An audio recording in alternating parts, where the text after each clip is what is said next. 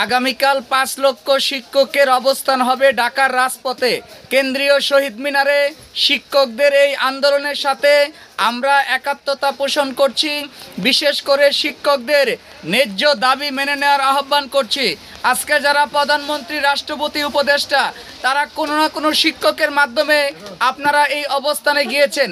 তাই অন্তর্বর্তীকালীন সরকারকে অনুরোধ করছি অতি দ্রুত শিক্ষকদের দাবিগুলো মেনে নেওয়ার জন্য। বিশেষ করে শিক্ষা উপদেষ্টা যেই বক্তব্য দিয়েছেন সেটি আসলে গ্রহণযোগ্য নয়। আমরা চাই অর্থনৈতিক সংকট থাকবে, তারপরেও আমাদের শিক্ষকদের দাবি মেনে নিয়ে আমরা চাই শিক্ষা ব্যবস্থায় তারা আবার ফিরে আসুক। ক্লাস বর্জন করলে শিক্ষার্থীদেরও ক্ষতি হচ্ছে। সকলের সম্মিলিত প্রচেষ্টায় আমরা চাই না আর কোনো শিক্ষক ঢাকায় গিয়ে আন্দোলন করুক, সবাই যার যার ক্লাসে চলুক। তো সবাইকে অনুরোধ করছি আপনারা শিক্ষকদের দাবি মেনে নেবেন, নতুবা সারা দেশে ক্লাস বর্জন সহ দেশে একটি অচল অবস্থা, বিশৃঙ্খলার সৃষ্টি হবে।